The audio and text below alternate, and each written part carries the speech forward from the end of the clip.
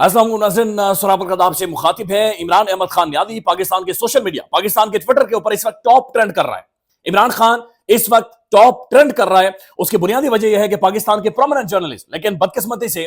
एक prominent investigative journalist Ahmed Durrani साहब को पाकिस्तान में रहने नहीं दिया गया। लेकिन उन्होंने Al-Qadir trust case, 190 million pound case, 171 million pound case, जो भी बहरहाल आप इसे नाम दे दें, उसकी धज्जियां उड़ाकर रख दी हैं, बल्कि उसके लंगोट निकाल कर उन्होंने हवा में लड़ाई है। यानी जज के फैसले की जो मेहंदी है, वो मेहंदी अभी तक सूखी नहीं थी, लेकिन वो बिल्कुल लीरो लीर, बिल्कुल उसकी किची किरची किरची करके अहमद दुरानी साहब ने रख दिया है। बंद लिफाफा जिसका जिक्र इमरान खान साहब ने किया था, बंद लिफाफा जिसका जज ने खुलासा नहीं किया, बंद लिफाफा जिसका नून लीग खुलासा नहीं कर रही, बंद लिफाफा जिसका निजाम जिक्र नहीं कर रहा, वो बंद लिफाफा अहमद दुरानी ने ये सामने आकर रख दिया है। उन्होंने कहा ये है वो बंद लिफाफा,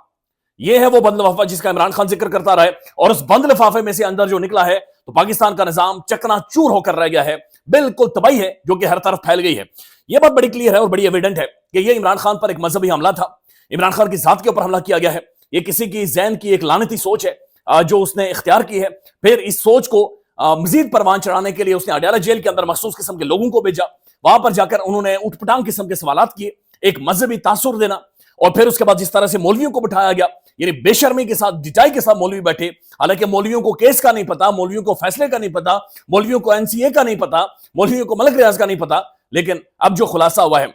दूसरी तरफ एक ये बात भी आप देखेंगे, इमरान खान की अंडरस्टैंडिंग, यानी इमरान खान क्यों बार बार कह रहा था कि जज को लेकर आए, जज को बुलाएं कि जज आए और फैसला सुनाए। ये वाकईतन बंदा मुर्शद है, ये बंदा मलंग है, ये आगे की चीजों को देख लेता है। यानी जब इमरान खान साहब बुला रहे थे तो सबको पता था कि ये बंदा सजा देगा इमरान खान को, तो फिर इमरान खान क्यों बार बार जज को बुला रहे हैं? तो फिर इमरान खान ने कहा कि जनाब ये एक दफा फैसला दे तो सही, ये जज मेरे खिलाफ फैसला दे तो सही, यानी मुनसिफ मुझे सजा दे तो सही, उसके बाद क्या हाल बनना है वो आप देखेंगे, वो आप देखेंगे। यानी अक्ल दंग रह गई थी जब सब लोग तहरीक इंसाफ की अपनी शख्सियत सोच रही थी कि इसके ऊपर क्या होगा, व्हाट नेक्स्ट। लेकिन 24 घंटे गुजरे नहीं थे, वो काला लिफाफा, वो तमाम तर डॉक्यूमेंट्स, वो तमाम तर कहानी खुलकर सामने आ गई है। बल्कि मतीउल्लाह जान साहब ने तो जो डॉक्यूमेंट शेयर किया, मतीउल्लाह जान साहब के मुताबिक जज ने छापे मारे हैं। यानी जज छापता रहा है, जो बर्तानिया के अंदर फैसला आया उसको कॉपी पेस्ट करता रहा इधर जज। यानी पैसे जज इधर से ले, धमड़ी इधर से ले, माल इधर से ले, मेरा और आपका खून चूस के जज को दिया जाता है, जज खाता है, ट्रैवल करता है, जज के बीवी बच्चे खाते हैं, पर्स लेकर घूमते हैं, महंगे महंगे पर्स लेकर घूमते हैं। लेकिन जब फैसला सुनाने की बारी है तो जज बर्तानिया के जज के फैसले को कॉपी कर रहा है, ताकि पाकिस्तान में कोई नहीं देगा मैं कॉपी कर लेता हूं जी, मैं कॉपी कर ले। मेरे ख्याल में जज ने 2-3 ये जो तारीखें डाली है इसलिए कि मैं ठीक से कॉपी कर लूं, लेकिन वो ठीक से कॉपी नहीं कर सकता। अब जो इसका खुलासा हुआ है, वो असल कहानी निकल कर सामने आई कि अल-कादिर ट्रस्ट केस क्या था, इसके अंदर इमरान खान का क्या रोल था, मलक रियाज का क्या रोल था, करप्शन कहां पर हुई, ज्यादती कहां पर हुई, ये इमरान खान क्यों कह रहा था कि जज साहब फैसला दे। बुनियादी तौर पर इमरान खान साहब ने एक जमीन ली डोनेशन के मद में, उसके ऊपर अल-कादिर ट्रस्ट यूनिवर्सिटी बनाई, और कहा यह गया कि मलक रियाज के बर्तानिया के अंदर पैसे पकड़े गए हैं, और जो पैसे पकड़े गए हैं वो मलक रियाज ने, जो पाकिस्तानी सुप्रीम कोर्ट ने मलक रियाज को सजा दे रखी है कि मलिक डेवलपमेंट अथॉरिटी ने जो एक जमीन मलक रियाज को तोहफे में दी थी, जो कि 460 अरब रुपए या शायद इससे ज्यादा की जमीन थी, मलक रियाज के ऊपर 460 अरब रुपए जुर्माना हुआ पाकिस्तान में, पाकिस्तानी सुप्रीम कोर्ट ने जुर्माना किया। लेकिन उसके बाद नवाज शरीफ के बेटे से मलक रियाज ने जो बर्तानिया के अंदर जमीन खरीदी है, वहां पर बर्तानिया की जो नेशनल क्राइम एजेंसी है, उन्हें यह महसूस हुआ कि मलक रियाज ने ये इसके पैसे इतने नहीं थे, लेकिन इतने ज्यादा पैसे दिए क्यों हैं। उन्होंने 190 मिलियन पाउंड मलक रियाज के बर्तानिया के अंदर फ्रीज कर दिया। अब वहां पर जाकर फिर मलक रियाज का और एनसीए का एक मुआहिदा आपस में होता है, और उस मुआहिदे की मद में अब जो मुआहिदा भी एनसीए का और मलक रियाज का हुआ, उसके बारे में अहमद दुरानी साहब ये कहते हैं कि अगर आप बर्तानिया के कवानीन को पढ़ें तो नेशनल क्राइम एजेंसी अगर उसका डायरेक्ट ताल्लुक गवर्नमेंट के साथ हो, हुकूमत के साथ हो, तो फिर वो डायरेक्ट हुकूमत के खजाने में पैसे भेजती है या हुकूमत के हवाले कर देती है पैसे। यानी अगर इमरान खान की हुकूमत का या नेशनल क्राइम एजेंसी का कोई डायरेक्ट मामला हुआ हो, तो फिर एनसीए डायरेक्ट इमरान खान को पैसे देती। लेकिन अगर उसके बीच में इंडिविजुअल शामिल हो, यानी कि मलक रियाज शामिल था, तो यह मुआहिदा मलक रियाज और एनसीए के दरमियान में हुआ, और एनसीए और मलक रियाज के दरमियान जो मुआहिदा हुआ उसके अंदर यह साबित हुआ, या उसके अंदर यह लिखा गया, या उसकी एक कंडीशन थी, और उसके अंदर सबसे अहम नुकता यह था कि मलक रियाज ने यह पैसे किसी हुकूमत को नहीं देने, बल्कि यह पैसा सुप्रीम कोर्ट के अंदर ही डालना है, सुप्रीम कोर्ट के अकाउंट के अंदर ही डालना है। लिहाजा मलक रियाज अगर यह पैसा पाकिस्तान लेकर जाएगा तो यह सुप्रीम कोर्ट के अकाउंट के अंदर ही जाएगा। तो इमरान खान के ऊपर जो केस बनाया गया था कि इमरान खान ने 190 मिलियन पाउंड जो रियासत पाकिस्तान का पैसा था वो मलक रियाज के अकाउंट के अंदर डलवाया, और उसके बदले में इमरान खान ने रिश्वत ली, या फिर इमरान खान ने करप्शन की, अल-कादिर ट्रस्ट वाली जमीन और जो बिल्डिंग उसके ऊपर बनी है, ये इमरान खान ने असल में रिश्वत के तौर पर या ब्राइब के तौर पर ली है। तो अब ये जो खुलासा हुआ है वो खुलासा ये हुआ कि असल में ये रियासत पाकिस्तान का पैसा ही नहीं था, ये पैसा था ही नहीं रियासत पाकिस्तान का, ये मलक रियाज का पैसा था। वहां की क्राइम एजेंसी ने पकड़ा है और वहां पर मलक रियाज और नेशनल क्राइम एजेंसी की सेटलमेंट ये होती है कि ये पैसा वो वापस सुप्रीम कोर्ट के अकाउंट के अंदर डालेगा। क्योंकि नेशनल क्राइम एजेंसी को यह महसूस हुआ था कि जो यहां पर जो मलक रियाज कपला करके गया हुआ था या 460 अरब का जुर्माना मलक रियाज के ऊपर हुआ था, ये वाले वो पैसे मलक रियाज जो मारकर बरतानिया लेकर गया हुआ है, लिहाजा ये सारा पैसा सुप्रीम कोर्ट के अकाउंट में आना था। सिर्फ इसके अंदर इमरान खान का रोल ये था कि ये पैसा अगर इमरान खान की हुकूमत या गवर्नमेंट इसके अंदर शामिल ना होती, ये पैसा पाकिस्तान आना ही नहीं था। यानी इसके लिए हुकूमत का या पाकिस्तानी गवर्नमेंट का कॉन्सेंट जरूरी था। या तो खान ये कहता ठीक है जी हम अब नहीं लाते पैसा वापस, हम इसके अंदर कोई कॉन्सेंट नहीं देंगे, हम मलक रियाज को अलाउ करते ही नहीं है, और या फिर हम इस जो कॉन्फिडेंशियल डीड है हम इसका हिस्सा ही नहीं बनते। तो फिर इसका मतलब यह होना था कि वो पैसा अगले 10 साल 12 साल 15 साल बरतानिया की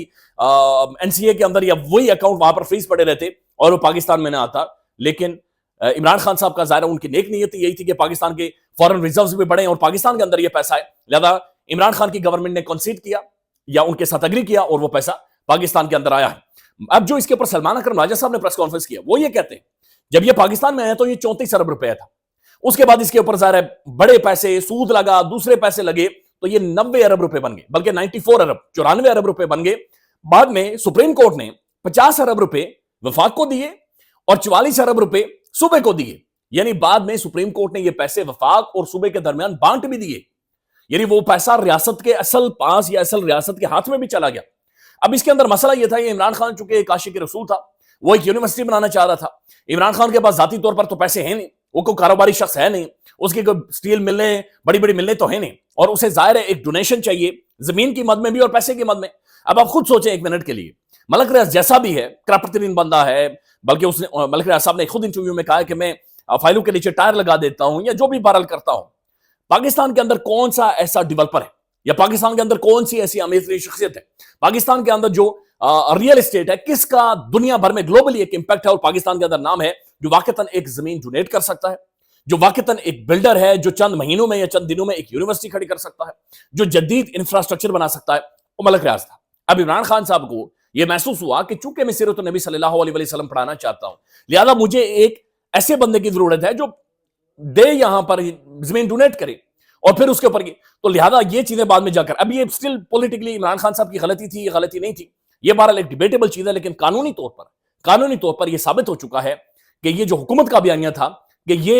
190 मिलियन पाउंड जो रियासत पाकिस्तान के थे, यानी मेरे और आपकी वेलफेयर के लिए और दूध और शहद की नहरें बहाने के लिए और मुझे और आपको सुबह शाम मुंह धुलवाने के लिए हुकूमत ने खर्च करने थे, या सड़कें बनानी थी या अस्पताल बनाने थे या स्कूल्स बना देने थे, ये इन्होंने जनाब मलक रियाज के अकाउंट में डलवाए हैं, लिहाजा ये खान ने जुर्म किया है। तो अब यह बात साबित हो गई है कि वो 190 मिलियन पाउंड सुप्रीम कोर्ट के अकाउंट में ही आने थे,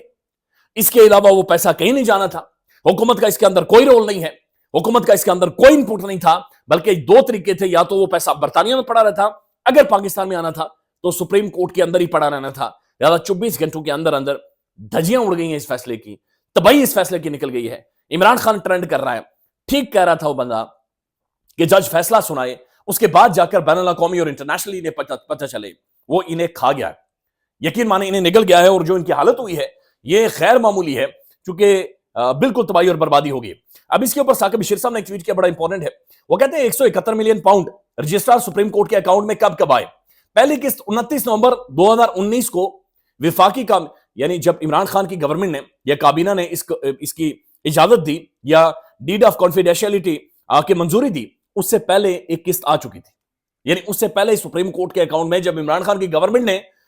काबीना ने इजाजत दी, उससे पहले एक किस्त सुप्रीम कोर्ट के अकाउंट में आ चुकी थी, और ये 102 मिलियन डॉलर यानी पहले से सुप्रीम कोर्ट के अकाउंट में आ चुके थे। दूसरी किस्त जो आई है वो 3 दिसंबर 2019 को 34 मिलियन पाउंड आए हैं सुप्रीम कोर्ट के, और तीसरी किस्त 11 मई 2022 यानी पीडीएम सरकार के दौर में, शहबाज शरीफ के दौर में 34 मिलियन पाउंड आए हैं। तो वो पैसा पाकिस्तान का जो मलक रियाज यहां से घपला करके बाहर लेकर गया था, पैसा वापस पाकिस्तान में आया, पैसा वापस सुप्रीम कोर्ट में अकाउंट में आया, वो पैसा बड़ा और डिवाइड हुआ वफाक में और फिर सूबे के दरमियान में, लेकिन केस खान के ऊपर है। लेकिन वो केस है कि फटा हुआ ढोल है जिसका अब बिल्कुल जनादा निकल गया है और जिसके धज्जियां उड़ गई। नाज़रीन, एक और खबर है और ये बड़ी इंपॉर्टेंट खबर है। खबर ये है कि जनाब कल ट्रंप ने हल्फ उठाना है और आप चीजें यकसर बदलते हुए देखेंगे और आपको महसूस होगा कि सूरत हाल बहुत ज्यादा चेंज हुई है और बदली है। बल्कि ये जो केस हुआ इसके बाद तो यानी दुनिया में मुंह लगाने के काबिल निजाम नहीं रहा है, बल्कि पूरी दुनिया इसके ऊपर लानत डाल रही है। लानत डाल रही है कि एक बंदे के जज्बे को लेकर एक आपने उसकी जो मजहबी सोच थी उसको भी आपने सबोटाज करने की कोशिश की है। बहरहाल इसकी बिल्कुल जनाजा निकल गया और वो मौलवी में सोच रहा मुंह कैसे लगाएंगे ये मौलवी जिन्होंने बैठकर प्रेस कॉन्फ्रेंस की है। बहरहाल खबर यह है कि जनाब अमेरिका के अंदर टिकटॉक बैन कर दिया गया है। अब जाहिर है एलन मस्क ने इसके ऊपर ट्वीट किया है और एलन मस्क ये कह रहा है कि जनाब टिकटॉक ठीक नहीं है, ये फ्रीडम ऑफ एक्सप्रेशन के खिलाफ है। क्योंकि चाइना हमारे अगर ट्विटर को चाइना के अंदर यूज नहीं होने देता हमारे एक्स को, तो फिर हम टिकटॉक को क्यों अलाउ करें। ये एक बहुत बड़ा फैसला है, बहुत बड़ा डिसीजन है। ये जाहिर कर रहा है कि जो अमेरिकन एडमिनिस्ट्रेशन है वो किस सोच के साथ आ रही है, किस फ्रेम ऑफ माइंड के साथ आ रही है। ये वर्ल्ड ऑर्डर को बदलेंगे, ये चीजें चेंज करेंगे। और ये बात भी ध्यान में रखें कि कल जब ट्रंप की हलबरदारी होनी है तो वहां पर ट्रक चलेंगे और कई ट्रक चलेंगे और उन ट्रकों के ऊपर क्या लिखा होगा वो कल ही आपको पता चल जाएगा। और फिर जो ओवरसीज पाकिस्तानी है और खासतौर पर जो अमेरिकन पाकिस्तानी कम्युनिटी है 22 तारीख को हियरिंग के अंदर ये जा रहे हैं और उसके बाद एक रेजोल्यूशन अमेरिकन पार्लियामेंट के अंदर लेकर आ रहे हैं। सो वेरी इंटरेस्टिंग जो कि अमेरिका से अब खबरें आएंगी। ख्याल रखिएगा, अपडेट करेंगे। अल्लाह हाफिज।